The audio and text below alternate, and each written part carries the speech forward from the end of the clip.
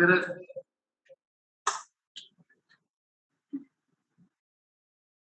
there is some echo coming. Yeah, have to mute one. I explained that there is no problem. No, the echo is coming because of the mic even. This is off. This is not.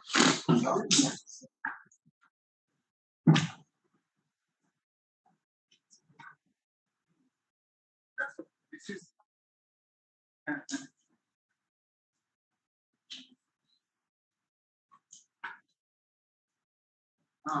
Correct.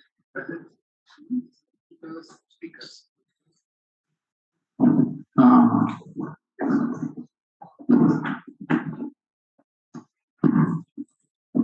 We have to wait.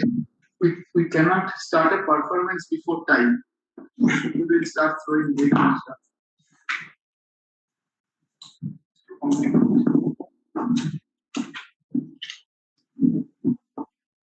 Hello.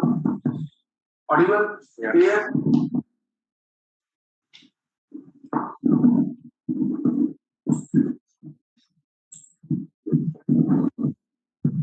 Okay. Let's wait for one more minute. This is like unbelievable that people are waiting in the class and usually I come here, play games and things like that, and people are coming slowly. Oh, you are also here.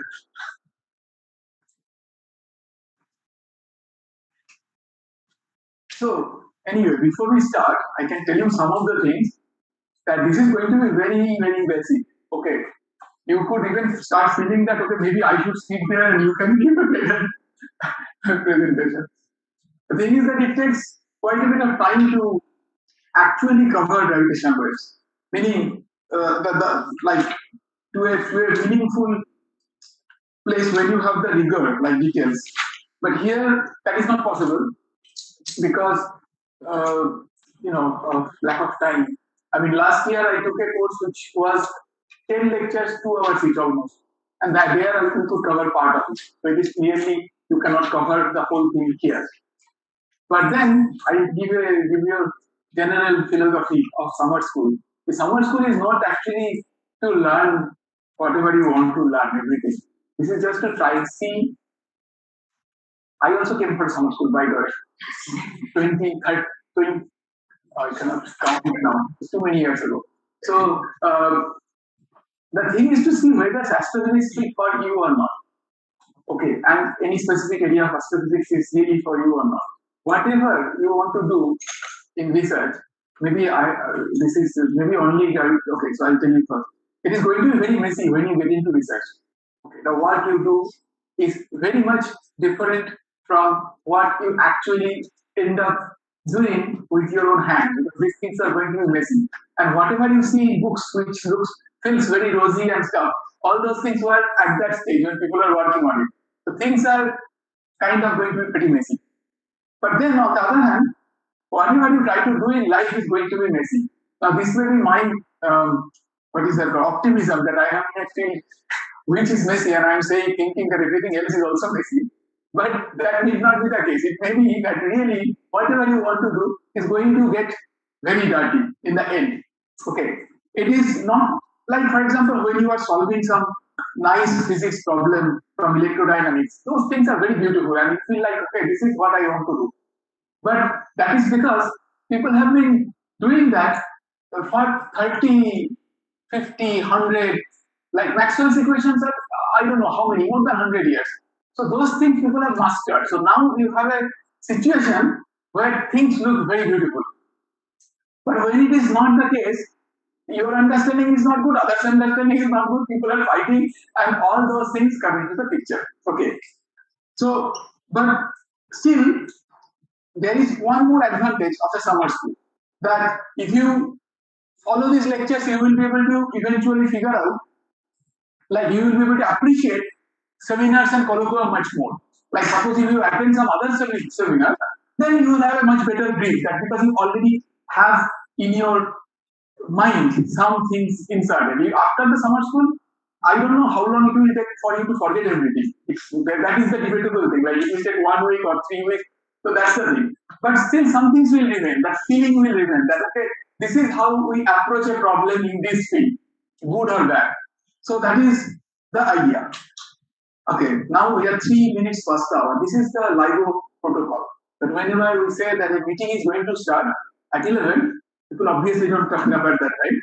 But the time that people start 3 minutes past the hour, because so that you give enough time for people to join. So we'll start now. So I'm giving 4 lectures, okay, effectively. 3 lectures in this thing, teamwork, and then they said that I should also talk about LIGO India. Now, effectively, if I give a LIGO India only lecture, then I start from many of the basics and so on.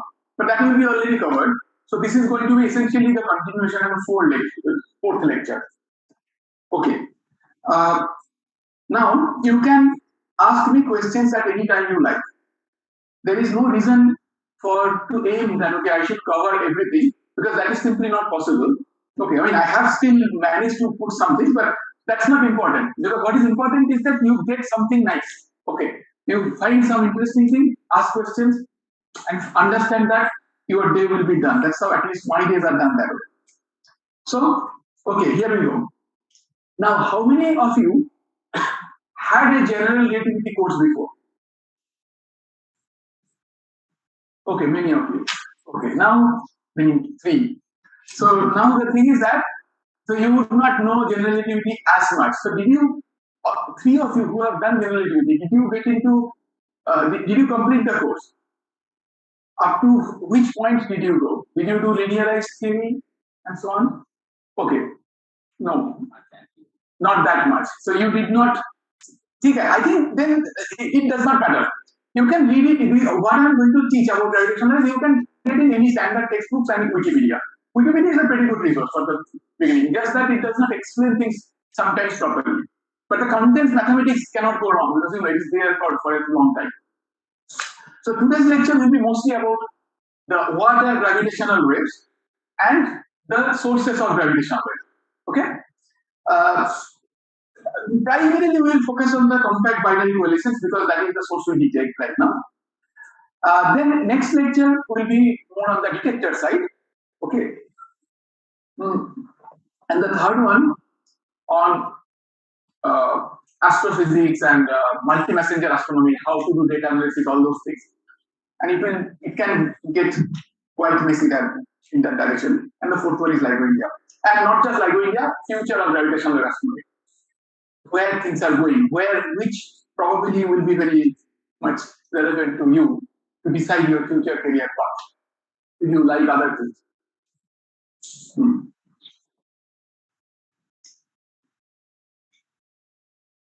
So, the first technical glitch happened. Now, this is working, but this is, okay, this is not working. Okay, so gravitational wave astronomy started with this. This is a very beautiful diagram which was made by NASA. We will understand slowly that what exactly happened. So there are 2 binary black holes. So there is a pair of black holes, one 36 solar mass, one 29 solar mass.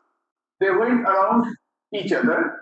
Then at some point, of course, they touch, and then they make a bigger horizon, and finally it settles to a bigger black hole, which was 62 solar mass. We'll come to these numbers later on to understand how much energy is there. And this is the waveform, which was this is waveform with noise. So these 2 signals, red and blue, were detected in 2 detectors, which were 3,000 kilometers away. This is in Hanford and Livingston. Okay, since this looks like the expected waveform. Okay, you will see what is expected waveform. And these signals were received in 2 detectors within few milliseconds. The chances that they could be produced by some other disturbance is extremely low. Okay, so the chances that this meaning the probability that this could happen by chance was 1 in 65,000 years. Okay, I think longer than the humanity's intelligent species. So I think so. This detection. Okay, very nice. This is working like car window. Car, you know that sometimes you long press and short press the thing. This is not working properly. It's already revealed the end. Like, you know, the climax is gone. Now the whole movie, people will walk out. Okay, so these three gentlemen got the Nobel Prize in Physics in 2017 for this work. But there are 1,000 people, more than 1,000 people who contributed to this from all over the world. And they are spread, you can see that in many places, they're clustered in many places across the world. And Indian researchers made significant progress. Okay. Oh, there is some problem here also. But anyway. All right. Now, why is it so exciting? You know, first let me motivate that why it is so exciting to have a new field of astronomy. So this is, you know, I don't know whether you know this, that before the normal observation started, people used to think that the Earth is at the center, and they used to model how the planets and stars would move around it using these what are called epicycles and so on. These are mathematically far more complicated. So the idea is that it is not that humans at that time were not intelligent. They could do this kind of mathematics, but just that they did not have good observations. And when observations came, there is a paradigm shift. And look at this model. This is much simpler mathematically than this. Okay, but just that to prove that sun is at the center and all the planets are going around it, it took real observation.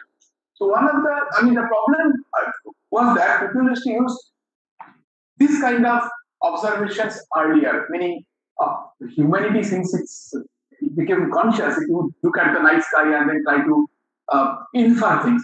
But those observations are very much limited. When you are using your eyes to observe, you know you cannot look at objects which are too faint and so on. So this is very limited. So these are the things people used to do. But now the invention or beginning of modern astronomy started, I would say, with Galileo. When Galileo used, that time the cutting edge technology was telescope. Galileo did not invent the telescope. He saw that, okay, this is the cutting edge technology and we should use that. Like at this point, you would think that probably artificial intelligence, machine learning are the cutting edge technology and we should use it. There are many other precision technologies in laser, etc., which we should use it. Similarly, Galileo thought this is the technology of that type, and he brought it to astronomy. And what he saw was the phases of Venus. Okay, Venus every evening, I guess you can see Venus very prominently these days. The phases are very important because when you see that the phases are changing, like phases we see they are changing. When Venus's phase changes, it becomes very difficult to say it is going around the Earth rather than going around the Sun, because it changes exactly that way. And when you see that one planet, like one object, is going around the Sun, then it becomes very difficult to argue that everything else is going around the Earth. Meaning the model becomes much more convincing that probably everything is all going around the Sun anyway. And that is the kind of paradigm shift that happens. And of course, Galileo was a genius. He not only did observations, he did experiments, he also did theory. The Galilean relativity was proposed by Galileo. Now, Galileo's observation was in the optical band, of course, because he observed with his own eyes and eventually sacrificed his eyes almost. And but the thing is that there is information available in every frequency band.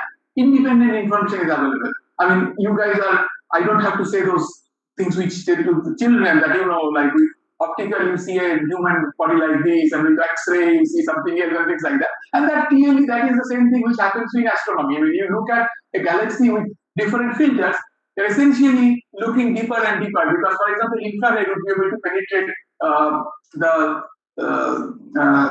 dust much more than the ultraviolet. So it's very similar to that. But then it goes beyond that, which is why we need gravitational. We'll come there.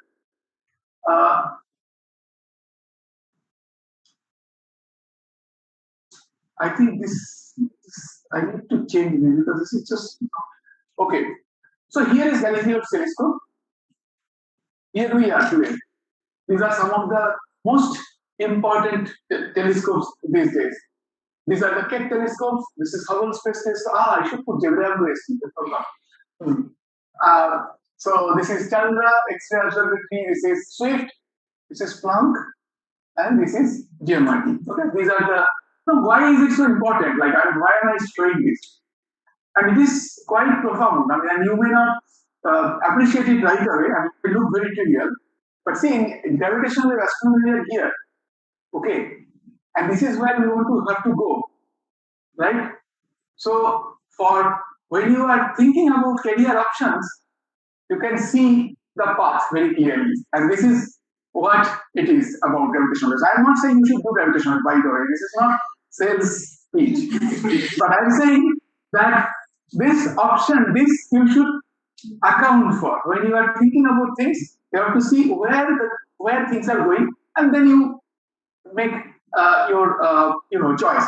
The thing is that, for example, you see that this telescope is very different from all of this because this is a space-based telescope. These are like these are reflection telescopes with hexagonal mirrors and things like that. These are all very different. In an X-ray telescope, you cannot actually use lenses that way. You have to slowly converge the beam. So all those things are there, right? So technology and these things are very different. And same for gravitational waves. So this we will learn only in the last lecture because before that we have to cover a lot of ground. Okay.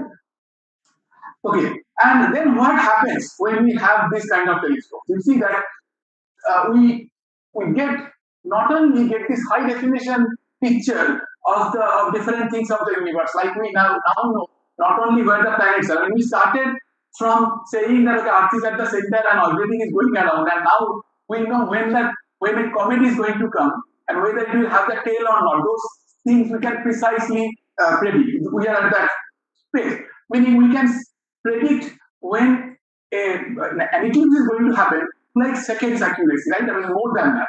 So this is where we are.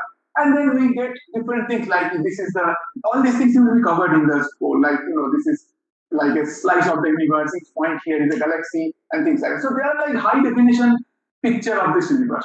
But this is actually not the thing. This is only the tip of the iceberg. What happens with different fields of astronomy is that it completely changes our understanding of the universe. Okay? It dramatically changes, and that is why gravitational wave astronomy is also so exciting. Because we believe that it is also going to dramatically change the way we understand the universe, and it already did in one way.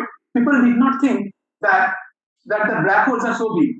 People thought the black holes mostly which are abundant in the universe, there could be big black holes, but the abundant black holes would be what? Say 10 solar masses, 5 solar masses, etc. But the first detection was so big that people are wondering, like, I mean, people are not prepared for that. And then many of the detections when it kept happening, these were all very big.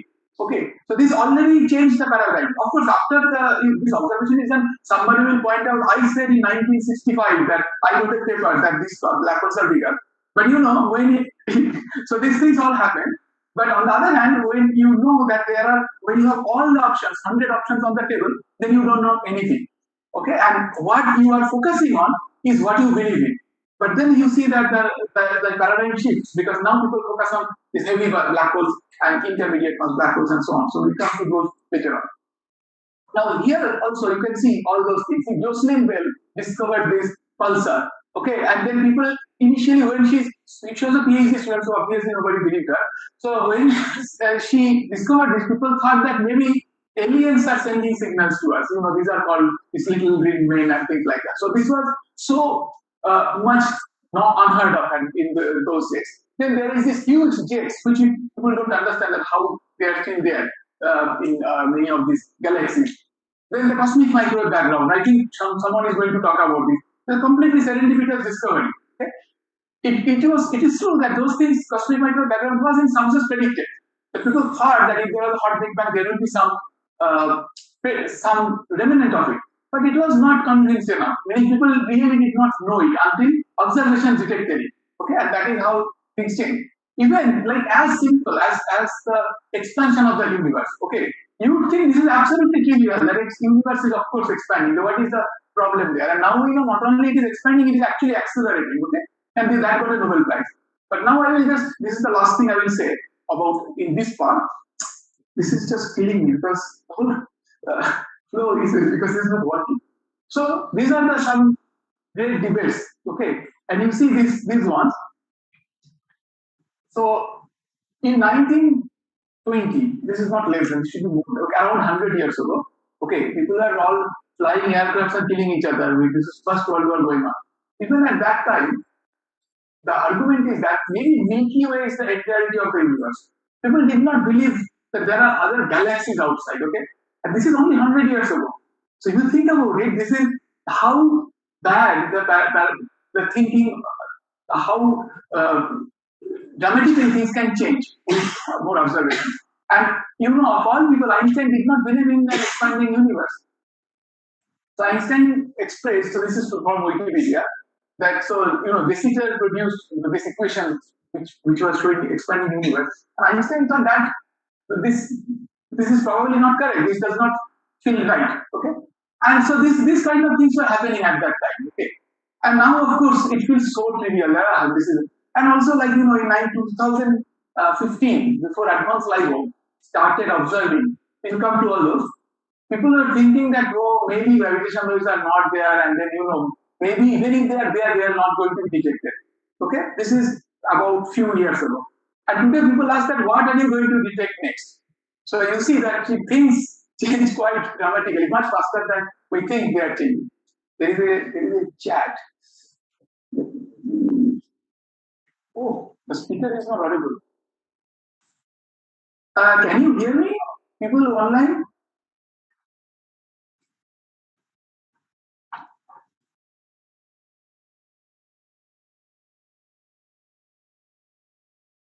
Can somebody check? You have the screen?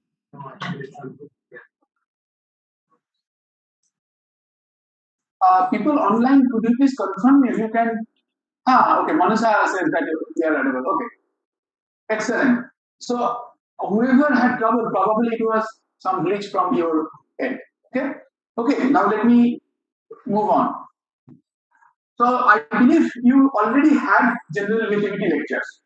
So, but then since most of you have done it the first time, I will just summarize the most important things about general relativity. Okay, that will take 5 minutes. So the thing is that Newton's laws of gravity, along with Newton's laws of motion, they provided a pretty good picture of whatever we were seeing, and you could explain everything.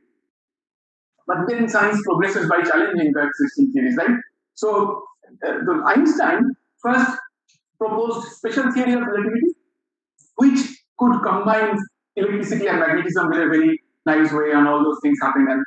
And that proved that Newton's laws not be used as you understand, in the form which is given.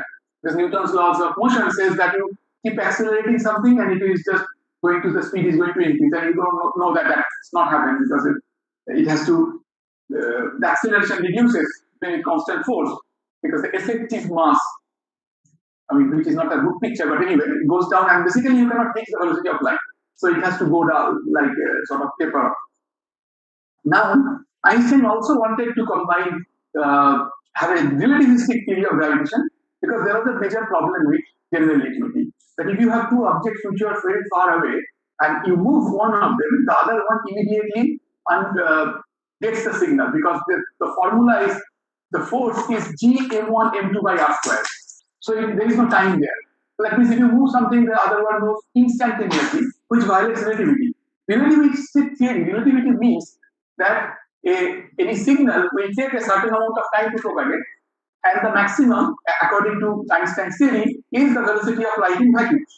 So that was violated. So Einstein basically proposed a theory where it is a geometric theory, okay, and that comes from Galileo's experiment, because Galileo showed that the motion of test particles in relativity is sort of like what we see in geometric optics. That suppose you have a lens and you put a ray of light, and you can ray trace and so on, right?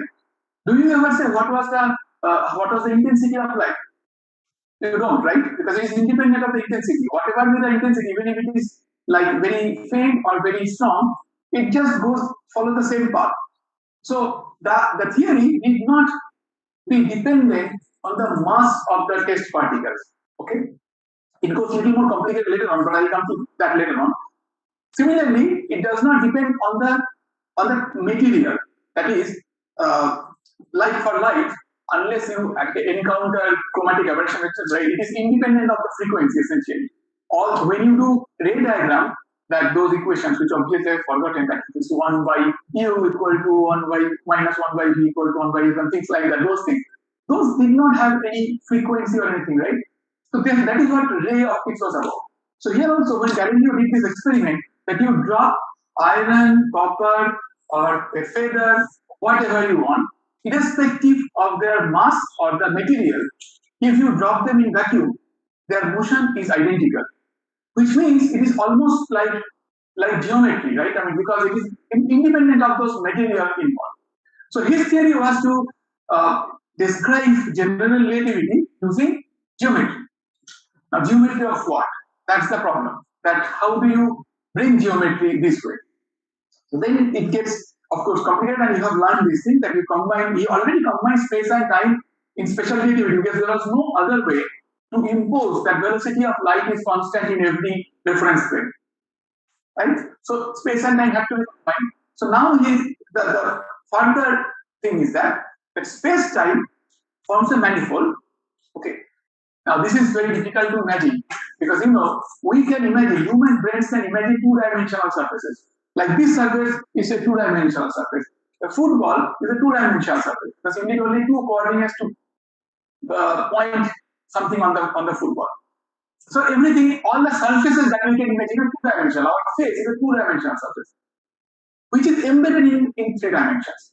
Okay, so we can imagine two-dimensional surfaces embedded in a higher dimension.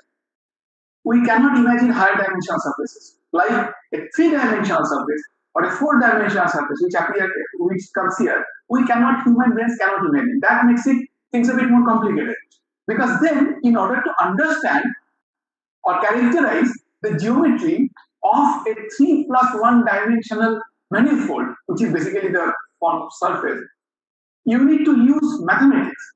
That is, you have to describe everything using some kind of mathematics. You cannot use your normal visualization. But the good thing is that whatever mathematics you develop for a two-dimensional surface can be stretched to these higher dimensions. So this higher dimensional surface, the geometry of this higher dimensional surface describes general relativity. And you may say that, I mean, how do you know all this? Because this may be completely wrong. Yeah, it could be completely wrong.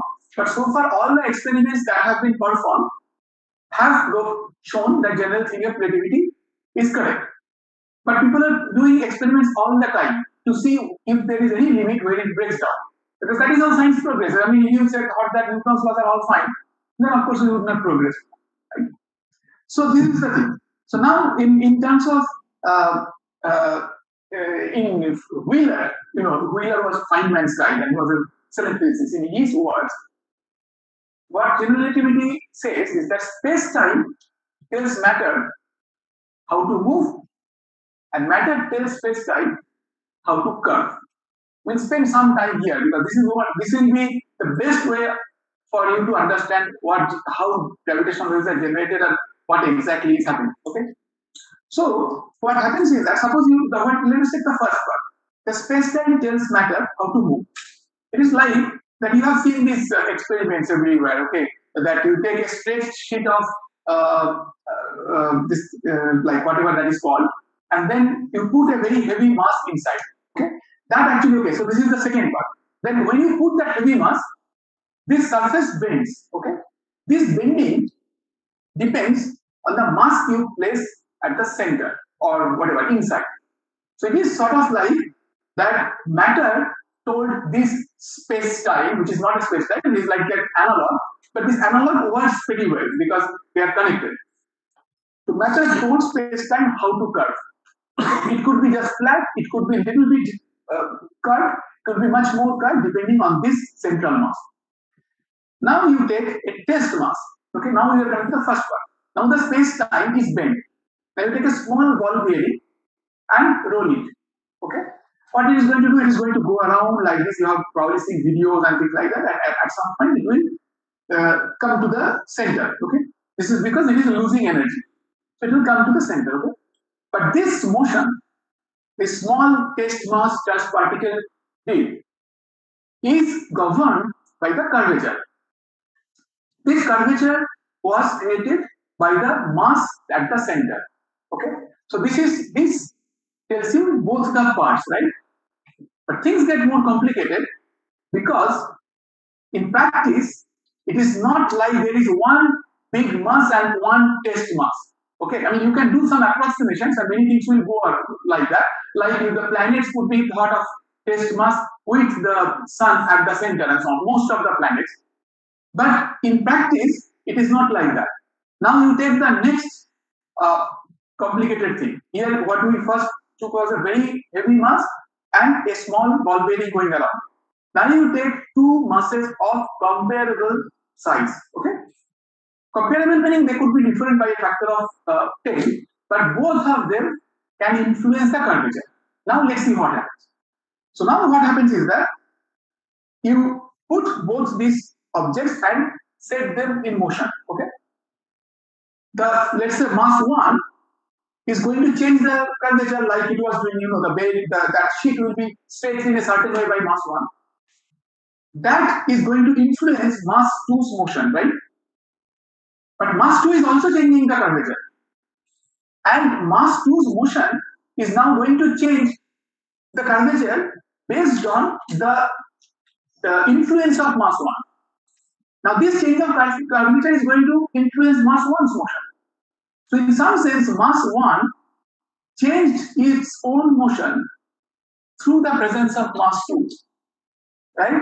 So this makes general relativity a very complicated nonlinear theory because objects can influence itself through others. Okay, and then basically they are coupled. They are all coupled, which makes it very difficult to solve Einstein's equation. Okay, but these pictures which we create when this sheet and then things are going around gives you a pretty good picture of how you can imagine these binaries going around each other.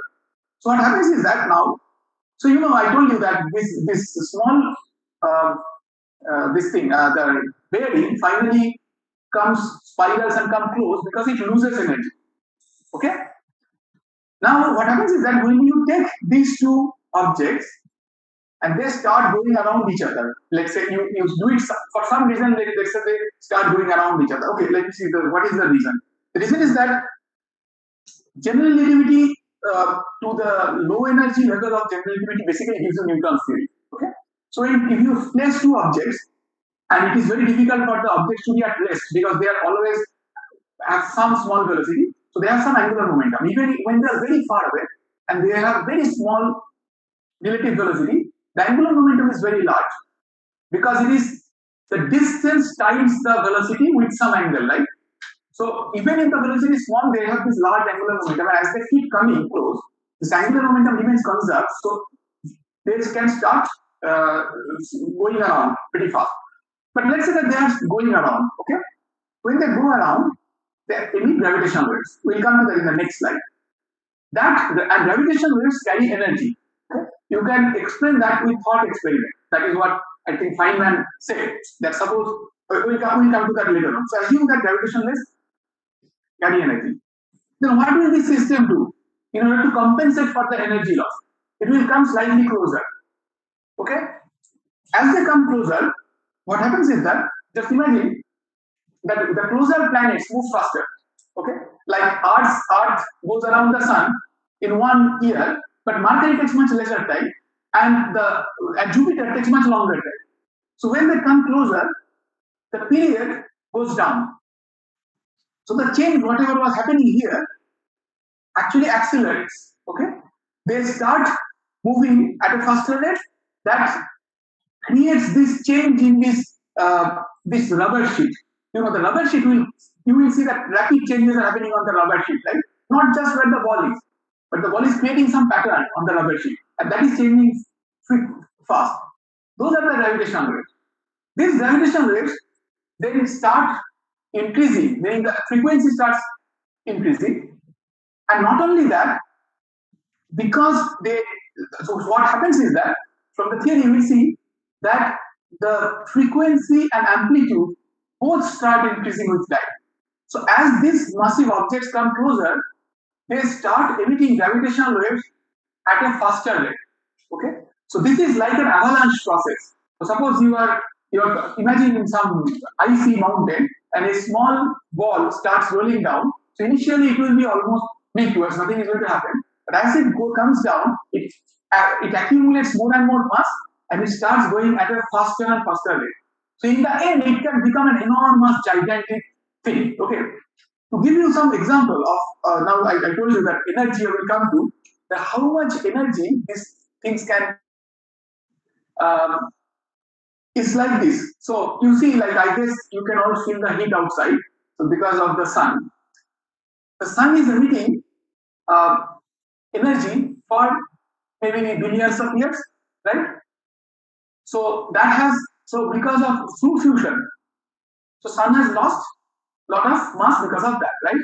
So how much mass sun lost? I asked my friends, I actually don't know. So they said that maximum few percent. Okay.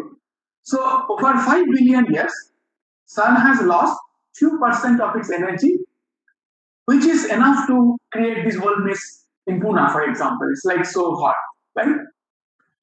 Now, when the first detection happened, first gravitational which was discovered, there the initial masses were 36 and 29, so total 65 solar mass. The final black hole that formed was 62 solar mass. Okay. 3 solar mass worth of energy was emitted in 0.2 seconds. Okay. So now you can scale this thing. That sun loses few percent over few billion years. And that is this much of energy. The first gravitational event, 3 solar mass was emitted in 0.2 seconds. Okay, this is as energetic as it gets, and this is what happens in that avalanche process. The thing is that the reason it happens is that in the end, in the final stages, the black holes, which are already the densest thing you can imagine, with so many solar masses, they are packed into 100 kilometers range. So the 30 solar mass can be packed into about 100 kilometers diameter, radius probably. Okay, something like that. It's so compact, and they move almost at c by 2, like nearly half the velocity of light in the last stage. So it is an extremely energetic process. It becomes very difficult to imagine that because there are just too many zeros there. Okay, how energetic it can be. But then you would think that okay, if it was so energetic, then why we did not feel it?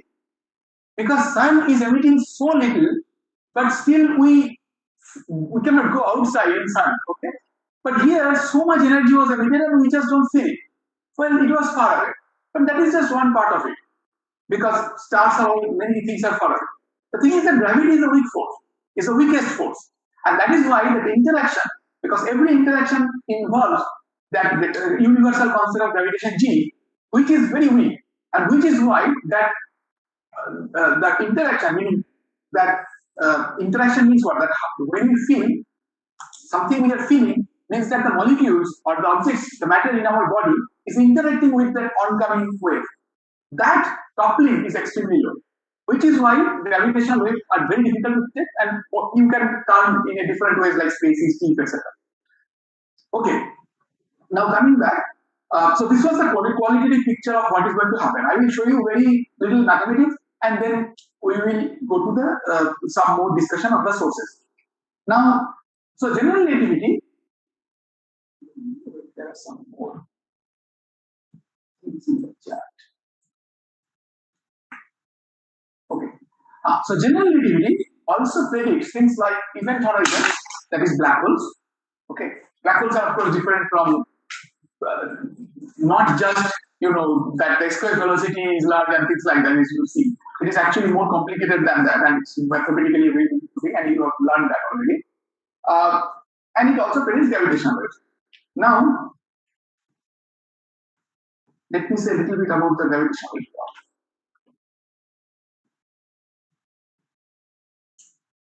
But yeah, they can actually see. I see what was the problem. Whenever I'm clicking on the chat, this mouse is actually interacting with the chat window, so it stops working there. Now, okay, coming back to this, you really don't have to understand all this. Okay, you can make yourself believe that you understand all this, but it is it is and when I was a student, I used to also think I understood everything, but until I taught all these things, I really did not understand what exactly is involved in this. But you can still get a feeling of what it is. Yeah, that is what I will try to do. Since I have done it for a thing, like I have been doing this, I may be able to help or accelerate the process. So this side, okay, this G mu nu, which is called Einstein's tensor. You have seen this equation already, right? So this is the Einstein. This is Einstein's tensor. This part, left hand side, describes the curvature or the geometry of those 3 plus 1 dimensional surfaces.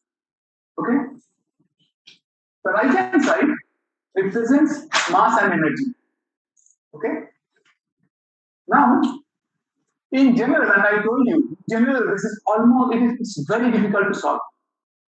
The way people try to solve in certain situations with approximation of one is with numerical relativity.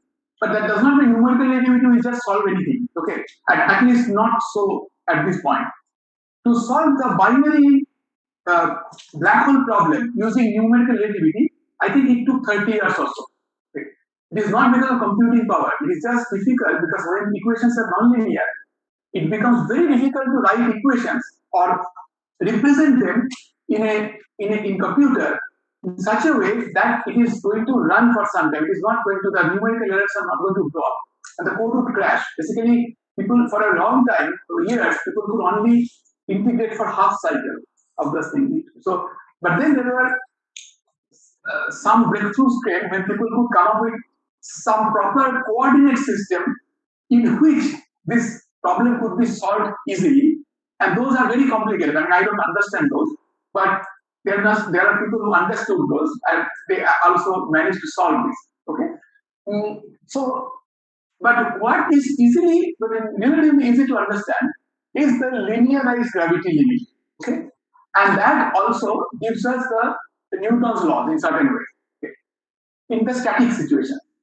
But in the dynamic situation, when things are changing, then you get gravitational waves. So how do you do that? So you basically write this metric, which is like the ruler, okay, which determines the distance between two events in space-time, okay, which is like in 3 dimensions what we call the distance between 2 points. You can write this as the Minkowski metric, that is the flat space. Not, I mean, you can use different coordinates, right? This thing can take different shapes, different form, plus some perturbations. Okay, and this is basically much smaller than 1 because this one in the Cartesian coordinate it will be +1, -1, -1, -1, or the reverse of whichever signature you choose.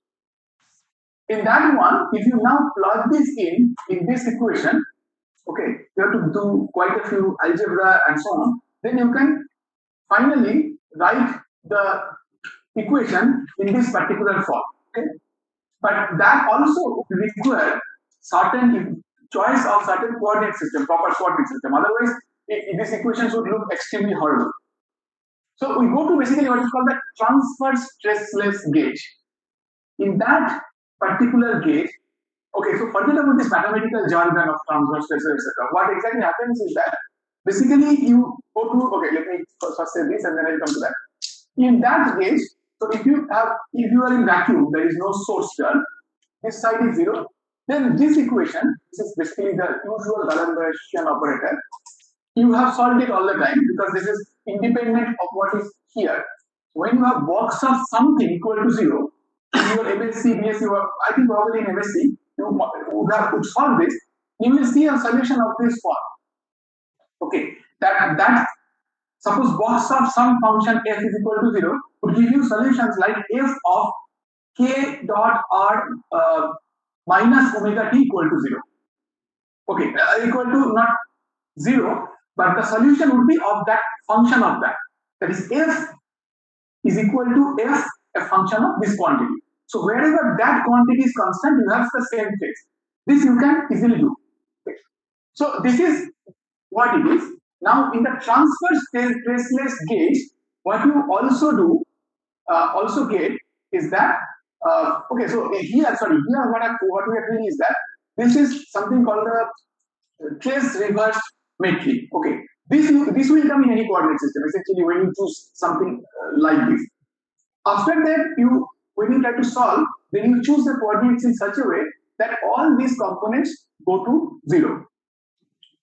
Okay, this is possible to do, and you can do all the mathematics and so on. Like for example, there are many books out there, and you can pick up a book and slowly follow the mathematics, and then you will see that this is possible. In the end, what remains is that you can write this 4x4 tensor with only 2 independent components. Okay, this is a symmetric stress-free tensor. Okay, this is symmetric. Okay, see this matrix is symmetric. There's like for every component there is a equal component, and it's stress-free. Okay, so this finally it can be written in this form, and it has 2 degrees of freedom, one plus and one cross. These are the 2 polarizations of the polarization states of the wave. Okay, these polarizations, however, are not orthogonal. So first, in the transverse stressless state, it is easy to see that the wave is actually transverse. That is, the perturbations are perpendicular to the propagation direction. In other words, the constant phase surfaces are perpendicular to the direction of propagation. That's what is meant by stress-free transverse. And the second thing is that there are these 2 polarizations. These polarizations are not at 90 degrees; they are at 45 degrees.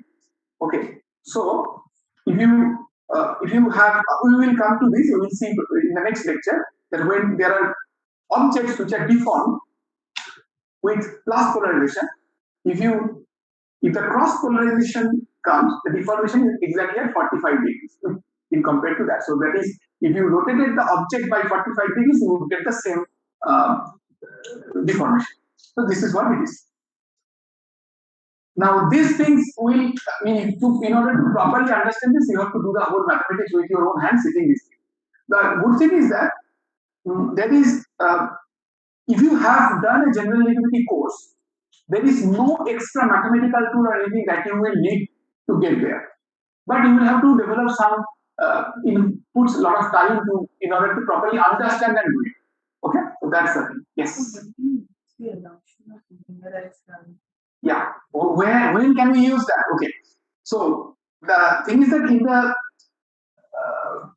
when you are far away from the source, you can use this assumption. For example, when we are at the on the earth, okay, right here, this assumption is valid. Even though you will feel, oh my God, everyone is so much worried about their weight. How can it be that gravity is low here?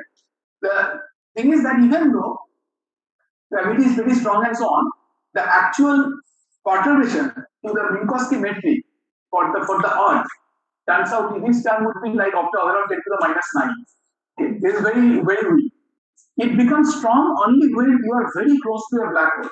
Okay, there this term cannot be ignored. Otherwise, and that is why the Newtonian theory was giving us pretty good result for a long time, right? That's why we would not feel it. But for Mercury, this does become a problem because it becomes it precises slightly. But that precision is about tens of arc minute or arc second, I think, or century. Is that small. So even when you are very close to the sun, the effect is still extremely small, but it is measurable. So that is the kind of thing. And these calculations you can actually do easily. And if you do a general relativity course, you can actually do the calculation. And I think many times the instructor would include these calculations in the course, that how much change actually happens when if you take the general relativity corrections into account. But this will break down when you are very close to a black hole, and there, I mean, you can probably go along these lines, but you have to do a lot of mathematical this thing, which I don't do this kind of calculations. In order to make corrections, basically you have to do something called the post-Newtonian approximations have to be used in order to do a perturbative analysis, and you get more and different levels of corrections. Okay, now, so this is the horrible part that is over now. Now we will again come back to the simple life. So now, so this is the thing. So gravitation waves is a very important prediction of relativity. These are transverse waves, I told you. They travel at the speed of light in vacuum, and that is because of the same box operator that comes in there. Okay, there are two polarization states, and they interact weakly with matter. This is the important thing. They interact very weakly with matter. That makes the whole difference. Okay, this makes it very difficult to detect the gravitational waves. Okay, and that's why it took 100 years to detect them. But this is actually a good thing. The reason is that because gravitational waves interact very weakly with matter, they can travel large distances without getting distorted or absorbed. Okay. So, for example, suppose there is a galaxy in which there is a bulge at the center, and inside in the supermassive black hole something is going on. Okay, but the supermassive black hole can be completely covered by this dust, so you may not be able to see what is happening at the core. But for gravitational waves, that is not a problem because they can actually penetrate without interacting with the dust, things like that.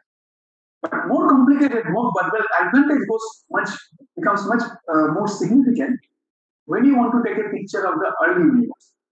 So I think you will have already had or going to have some lectures on cosmic microwave background. Cosmic microwave background is the earliest picture of the universe that we can get in electromagnetic astronomy. Okay, the reason is that the photons were so tightly coupled because also the universe was believed to be very dense in the earlier times. Okay, and it was very energetic. So protons and electrons were free. They have a very strong coupling to the field for electrons have very strong coupling to photons. So they were interacting very strongly with them. Okay. So at that point, photons could not travel in a straight line because they are always hitting one of the other electrons. Then what happens is that, so if such thing happens, then what is the problem? Problem is that it becomes opaque. You cannot get a picture. I can see you because photons are coming straight to my eyes more or less with very little perturbations with air molecules scattering and so on. But when this collision is very high, you would not be able to get an image of of whatever it is. So it will be basically opaque. But then the universe started expanding, and then the energy went down. So the protons could capture the electrons to form neutral atoms, neutral hydrogen.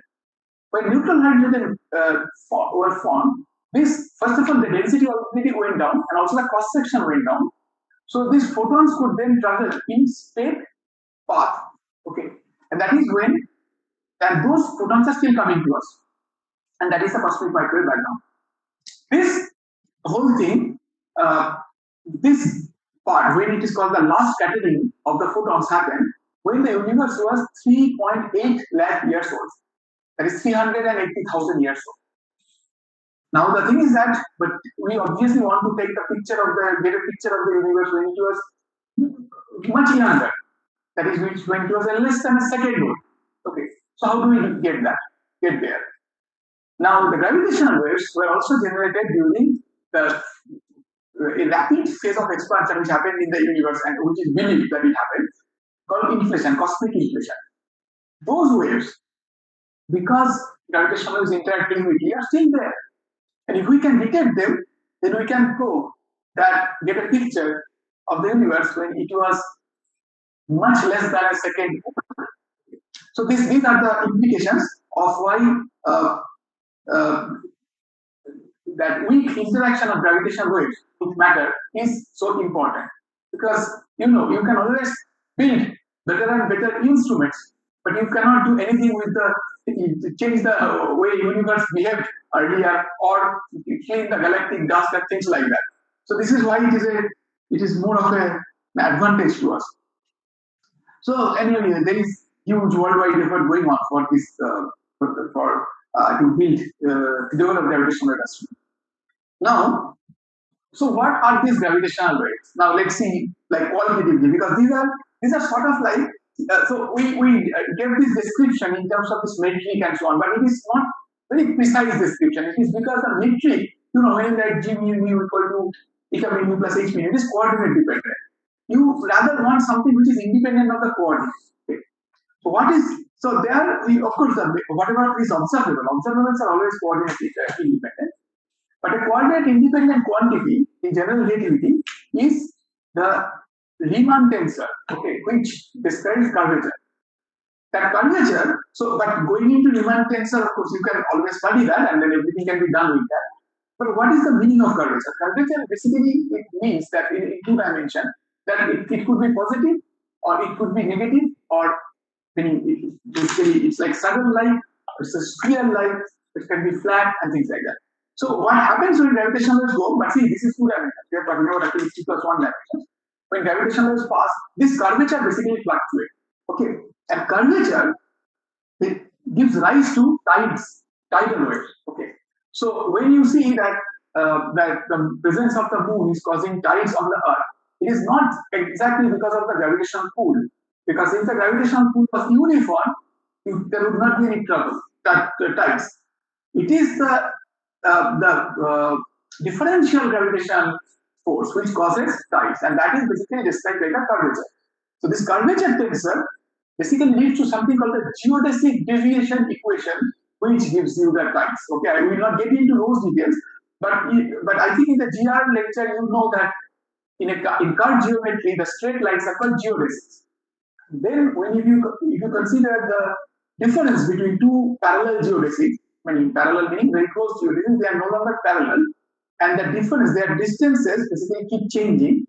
And like, okay, the easiest example is that if you take two balls and basically let them fall, they will not follow exactly parallel path. They will slight curvature. Okay, and these two, the balls will start coming close. So okay, let me tell you this way. So suppose you are in an elevator. Okay, and then you are doing this experiment. The elevator is freely falling. You don't know anything. There is no window. So it is just a freely falling elevator. And you take two balls, okay, and let them fall. So what will happen is that they are basically because everything is freely falling, the balls are going to stay right there, but they will only, what you will see is that they are coming close. Right? You understand what is going to happen. Suppose, even in free space, if you have an elevator, and you put just release two balls, there will be no movement. But if you are on the Earth, the freely falling frame, only what you will see is that the balls are coming slightly close. Okay? If you put the balls like this in the vertical direction, in free space they will stay there. On the Earth, near the Earth, they will actually start going apart like this, because the one which is below will have a slightly larger acceleration than the one at the top. So you will see this differential, and from there you will conclude that there is a presence of gravitation, because these are basically tidal forces. There is no other force there. It's a differential gravity which is causing it, and then you will get the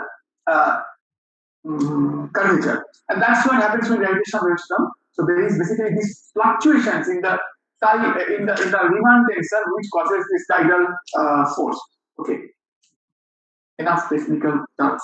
So now let us come to again more real easy to understand things. So by the way, these things I'm saying are not difficult to understand. It is just that you have to put more time to understand. That's about it. And if you give up, then you will not understand. There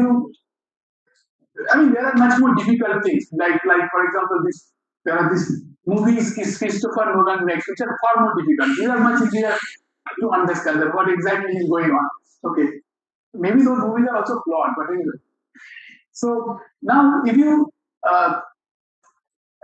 no, except for the movie Interstellar, which I highly recommend, and I will come to that later on, because there was no. So Kip Thorne said that he made this deal with Christopher Nolan that the movie can have uh, things, movie has to be dramatic, which are, I mean, everything in the movie shown has to be physically possible.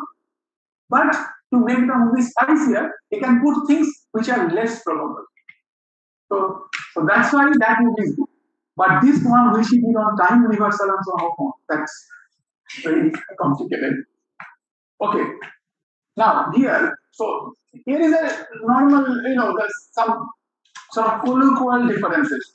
The reason I'm saying colloquial is become clearer.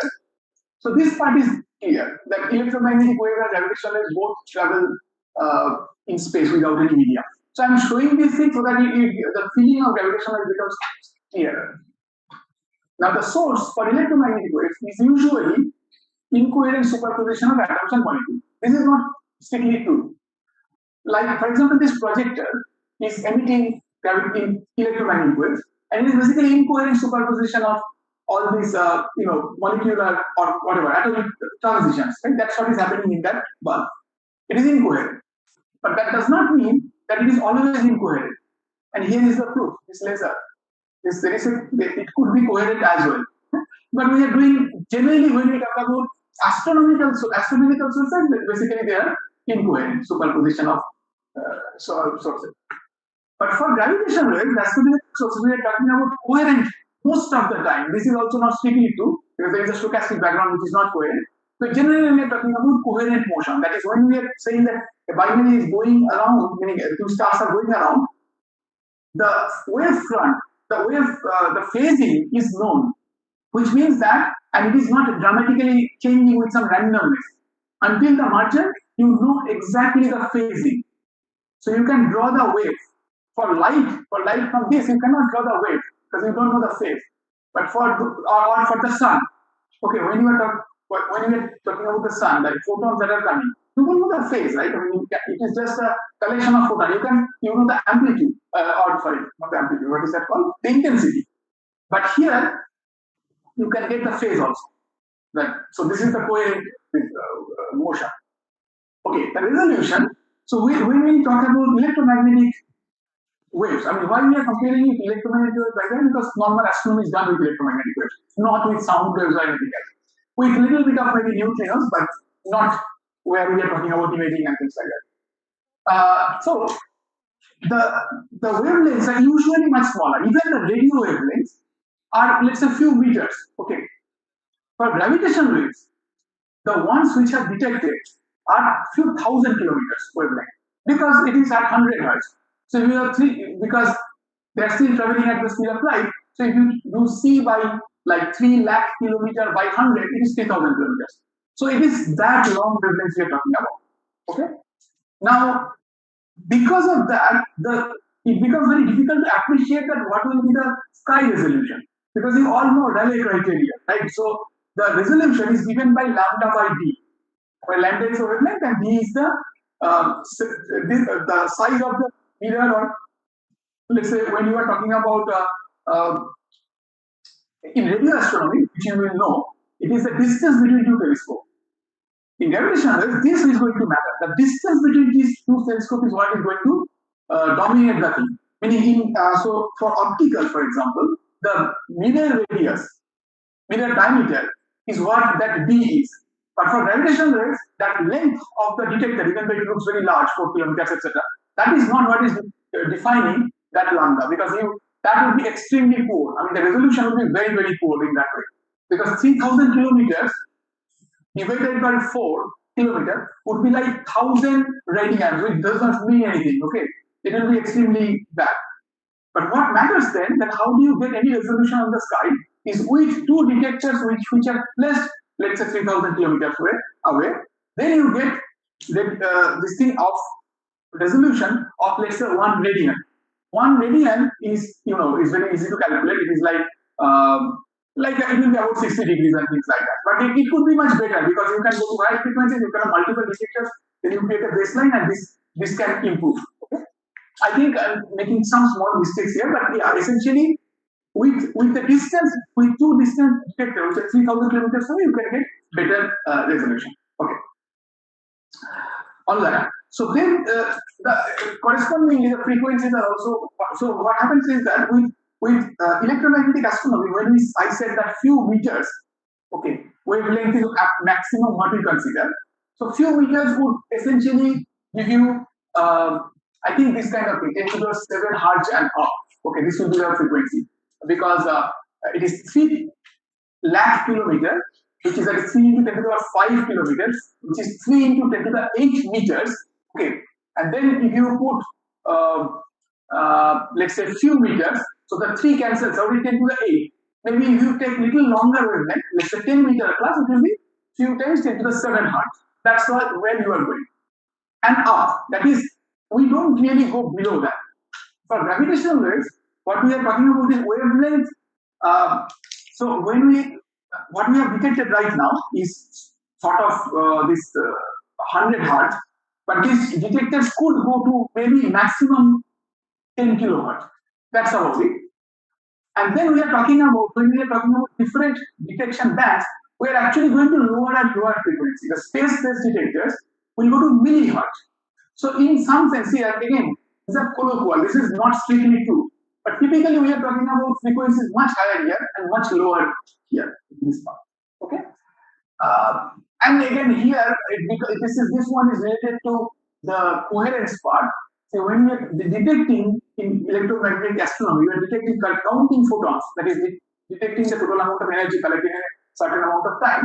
But here, since we have the phase, we can get the amplitude. Yeah. Why can't you go about 10^4? We can, meaning we could in principle build a detector which is above 10^4. But the thing is that if you want to build a detector, you need a lot of money, and you have to show what kind of sources are present there. But we don't know any known sources above 10 kilowatts right now. I mean, there could be speculative ones, but then for such a speculative thing, getting money will be difficult. But then on the other hand, making high frequency detectors may be cheaper. So people are considering that going to few kilowatts for a level, maybe the supernova signal will come in that range. But that's what I'm saying, that it is not strict. But then you would not talk about like maybe 10 to the 5 hertz or something. Probably you will not go to 100 kilohertz gravitational detector ever, even though this may be wrong. But see, there is nothing sacred about this number. It is just to give you a feeling that what we are generally talking about is a lower frequency one and a high frequency one. This does not mean that, of course, electromagnetic waves you can generate at a much lower frequency, right? You take some kind of oscillator and oscillate like charge current you create at a very lower frequency, you can do it. But generally in astronomy, I'm not talking about that. That's about it. Okay. Now, so now what happens here, this is the important thing that for a telescope, electromagnetic telescope, you can actually point it to certain direction. But for gravitational waves, you just simply cannot do that because the arm length necessary would be extremely large. I mean, two detectors would be very widely separated. So what is done is like dipole antennas that like if you have electromagnetic antennas that like dipoles, okay, they're just like this, okay, one thing, and then there is an array of this. Then you can do a phased array. So basically, you can cross-correlate signals with a certain phase delay to make an image of the map of the sky. Okay. Now, okay. So now, in the next few slides, I will end. So this part I have already told you. So you see that. This is the part which I was explaining earlier, that when two objects are going around, they lose energy through gravitational waves. The wavelength reduces, that is, frequency increases, as well as the amplitude. So signals where both frequency and amplitude increase is like birds chirp signal. Okay, birds chirp sound. So which is why this part of the signal is often called the chirp signal for gravitational waves. Okay, so it is like birds chirping sound. I can't do it. So then there is this part which is the merger, where the black hole actually touches, two black holes touch. Then there it becomes very messy, and you need basically numerical relativity to solve it, because here this is clearly not in the regime of those weak field and perturbative things and so on. And then finally, this part again is analytically doable. This is the ring down part, and a lot of work happened in India in this place. Here, ring down is like basically a part of black hole is slowly damping. It is like how if you ring a bell, it just that kind of sound. So that's what is happening here. Okay. Now I will show you a movie, because without a movie, it will be very boring. So this is the typical what is going on. See, the amplitude and phase both are amplitude and frequency both are increasing with time, and in the last phases it becomes much more energetic. And then this is basically through a numerical relativity simulation.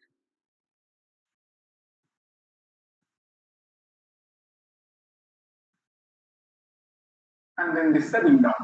Now, one thing to note here that there are some order of magnitude calculations here. Okay.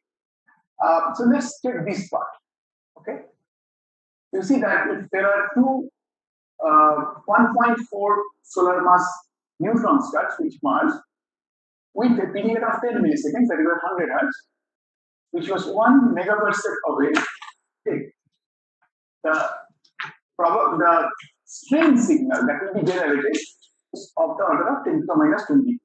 That is, if there is a 1 meter long, if two particles are 1 meter, we will come to that later on in the next class, then the distance fluctuation that will be produced will be of the order of 10 to the minus 22. Okay. The thing is that finding something at this 1 megaparsec, this is extremely rare. The probability is, it is more likely that they are at 100 megaparsec or 1 gigaparsec. So this is inversely proportional. So this is going to be much less. So here is the main problem of detection, that the signal is extremely low. Okay. And this is the how to detect will be what we will do in the next class. And you can see that you can also write the period in as a function of time. This is some fiducial coalescence time, and then if you that is when it coalesces, and if you go trace back, the time is like this. So that means the period basically was much. So when you are looking, this is basically looking back.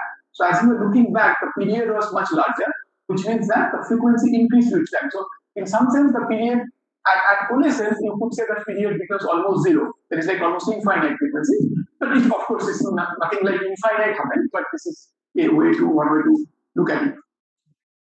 Okay, now there are what we have been talking about are the binaries mostly, but there are many other sources which can generate gravitational waves. Like for example, when I am talking, I move my hand all the time. It's actually generating gravitational waves. It's just that extremely weak. Okay, what determines the strength of gravitational waves is the quadrupole moment, mass quadrupole moment, the second derivative of the mass quadrupole, and this is how it can be written. These are also, these things basically come from that box h mu bar equal to 16 minus 16 pi g by this thing. So that formula, okay, by 16 power 4 this t mu. So this when you solve in with like you will probably, I don't know how many of you are in MSc. So you will solve in your ED2 course. You will basically solve these equations with, they're called inhomogeneous Helmholtz equation, or something like that, with Green's function. Okay? So then this is basically solving Maxwell's equation, the wave equation with Green's function. Then we will do exactly that, and this is how you come. It's a little bit more details are there, but then you will get a formula like this. This is basically like the retarded potential that will come there. You see that P minus R by C. And that is very much expected. But we will not get into that because that is not necessary for this. Unless you want to really get into the field, doing all the calculations yourself is more like a pain, unless you like pain. So then of course that is another thing. Like some people go to Himalayas and all those things, like Everest. So people like pain. So of different kind. So the thing is that this equation you can cast into a more simplistic form, like to get some kind of idea how much will be the gravitational wave emission for a given some system. Okay, so this formula basically gives you that if you have the non-spherical part of the kinetic energy and you plug it in, then you get some estimate. Now you see that this also is very interesting. So suppose you have a sphere which is spinning, then it is completely spherical and it will not even in gravitational. Only when it has some deformities and spinning, like a pulsar with a small mountain, then it is going to emit gravitational. But if by looking at this, you will get some idea of how weak it is going to be. The thing is G.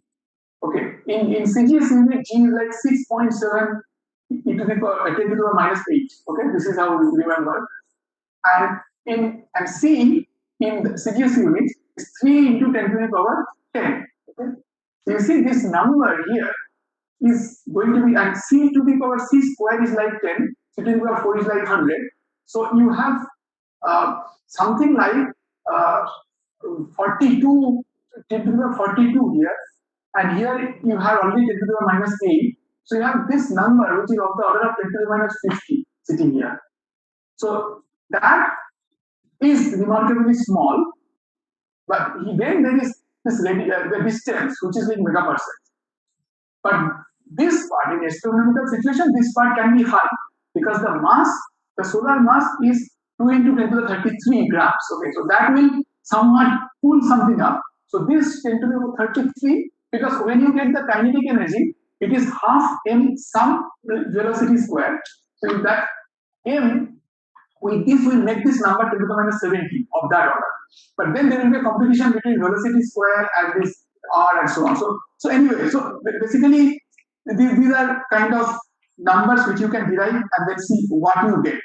This is in a slightly pessimistic case because for the binaries this gets more because these are sinusoidal, so more efficiently energy is released and things like that. So then there are continuous waves are like this. So these things are short duration. That is only the last few moments for binaries, last few moments you can observe the signal. Basically the frequency keeps increasing. At some point it enters the frequency band of your detector, which is few hertz to a kilohertz. Then you detect and then it launches. Here for continuous waves, so these are short duration examples. For continuous waves, what happens is that this is like if you have a pulsar, millisecond pulsar with small deformity, it is spinning for a very long time. And there is a very small spin down rate. So it is going to be like this for a while. So that makes them sort of like continuous wave signal.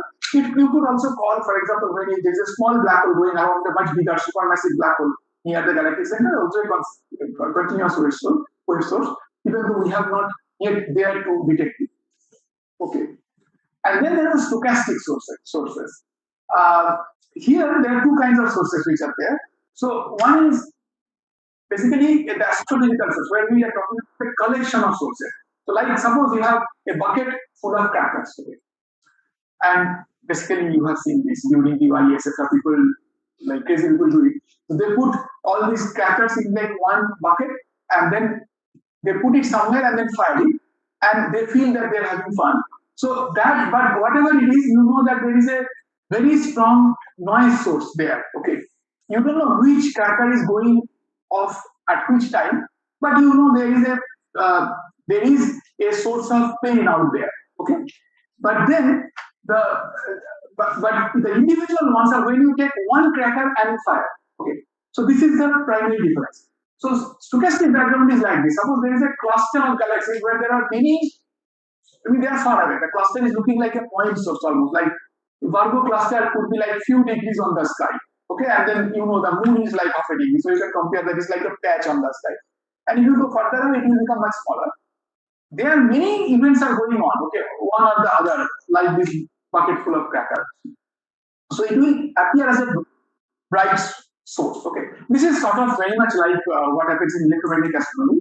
That most of the time you don't know which star emitted for a galaxy and things like that. But anyway, let's not get into that. But essentially, that is the stochastic, astrophysical stochastic background.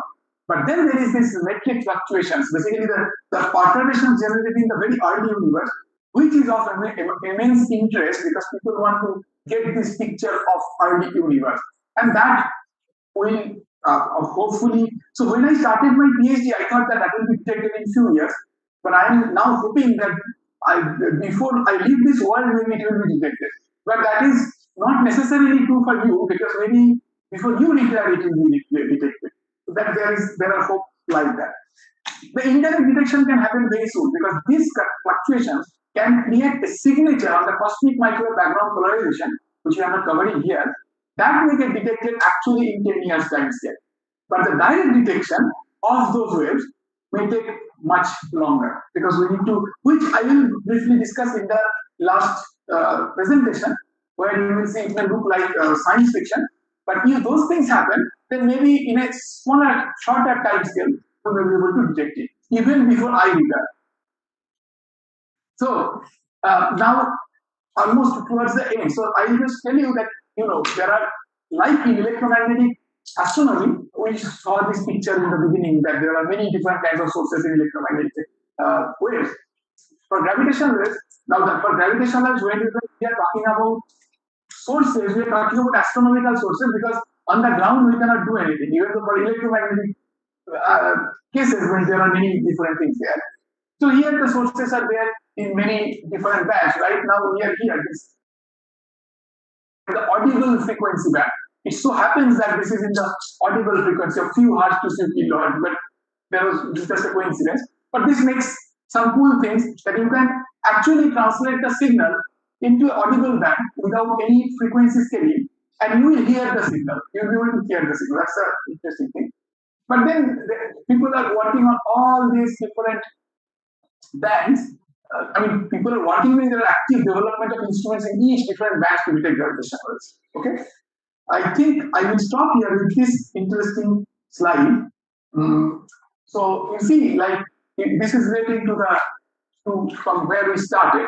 And I said that a new field of astronomy always not only gives you a high definition or 4K vision of the earlier I should high definition. Now I push a 4K, 8K picture of the universe, but it changes the way you actually understand the universe. Okay. Now see, now people, this may be also true that we know everything. Okay, like we always thought in the history of the universe, that we know everything. What is there to know anymore?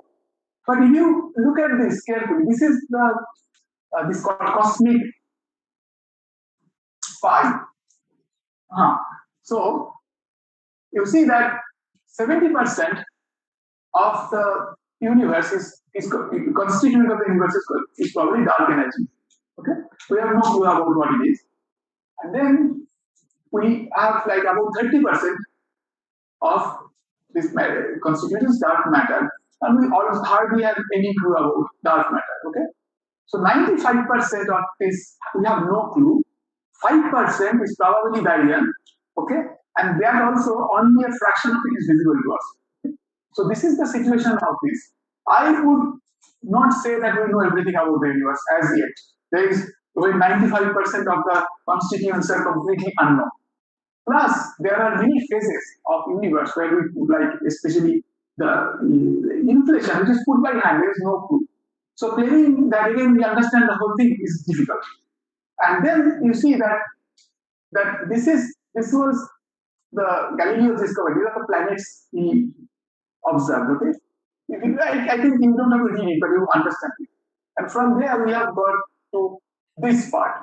Okay, and this is like this is the tip of the iceberg. So we are right now here. This we can update. There are more detections. About 100 sources, 100 events we have detected, and there are these unknowns. So hopefully there will be many more things. Many more things here which will quite significantly change the way we understand the universe. Okay. All right, I will stop here. Otherwise, because this bunch of hungry people are really dangerous. Okay, now questions.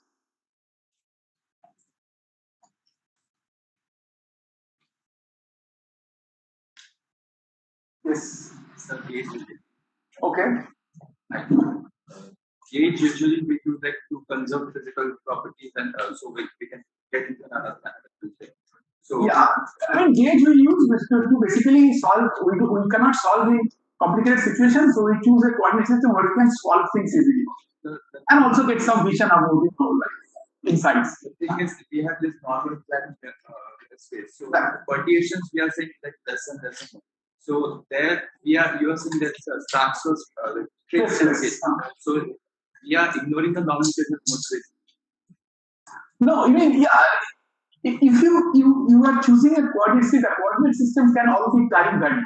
So you can put a coordinate system where everything is fluctuating, which is not where you want, because like you want to go to a coordinate system which is easy to mathematically easy to deal with and also give you some insights of what is going on. So you can it is not exactly you are ignoring the longitudinal part, but then you are proving that these waves are transverse. Right, so that is there. That if you choose a direction, you can show that there is no perturbation happening in the orthogonal direction.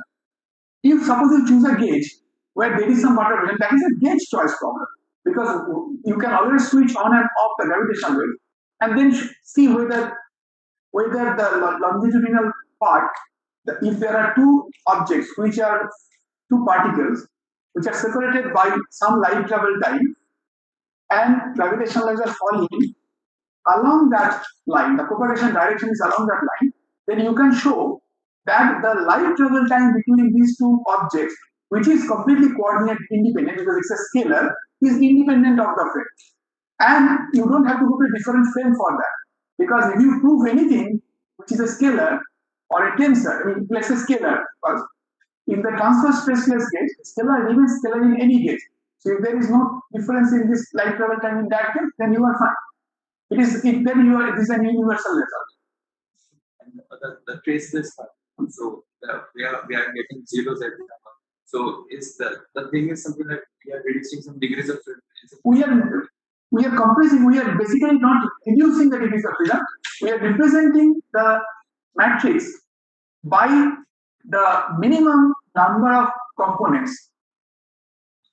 That's all. Like it is not like you are reducing a degree of freedom is fixed. If you go to some other coordinate system, you will get many more components, but all those components will be related. So that will not. So for example, you write a quantity, let's say z1, which is equal to x plus y, z2, which is equal to x plus 2y, z3, which is equal to x plus 3y. You can create many of such variables, but that does not mean they are independent. The independents are still 2. So you could try to represent all these with minimum number of independent components. That's what we are. Okay. Yes. This might be silly. Does the gravitational waves equation satisfy the maximum field? Maximum field is C or something? No, it is C. So this comes from the equation that we. So this one. See, this box happens to be the same box operator that is there for Maxwell's equation. It's the same Delaware operator, how you pronounce it, is 1 by c square del t square minus lambda square. It's the same one. So since that operator is the same, now once you have put it, if you put this thing to 0, then you will get the velocity of light to be c. Because if it was sine sound wave, you would get instead of c 1 by v square. So then the velocity would come out to be v square. So that determines the speed. One more thing. Yeah. The thing which you said, the one mass influences cell. Right. Can we measure the curvature at instantaneous time, that the effects separately and superpose? No, you cannot do that. That's not possible. It is because it is like say so. This is like in a given time you are seeing this, right? I mean, suppose you have only one body. So suppose you do the thought experiment. Only one thing is there, and the other thing is not there. Then there will be no such perturbation. Meaning, it will of course. With one single body, the problem is that there is no interaction. So the body will, with the Newton's first law, it will either move uniformly or it will be at rest. So that's what will happen. So if you the frame of that body, which you can always do, an inertial frame, because it's moving uniformly, you will just see the same potential or whatever curvature. So only when you put the other one, this situation will arise. So you cannot separate it that way exactly.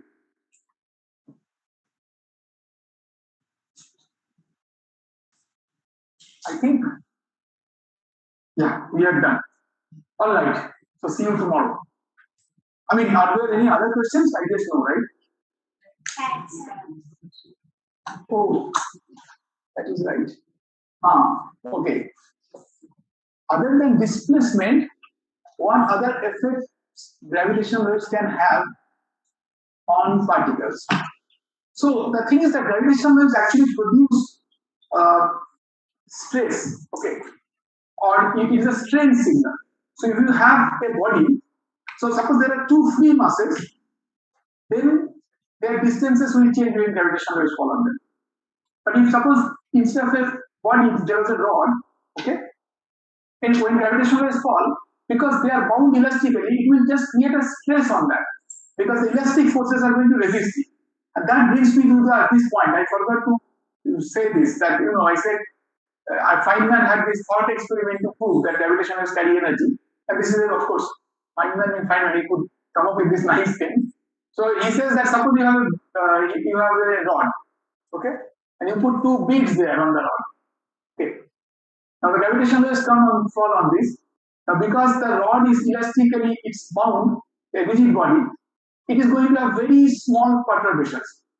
But on the other hand, because the beads are sort of free to move, they will keep moving on that rod. Okay.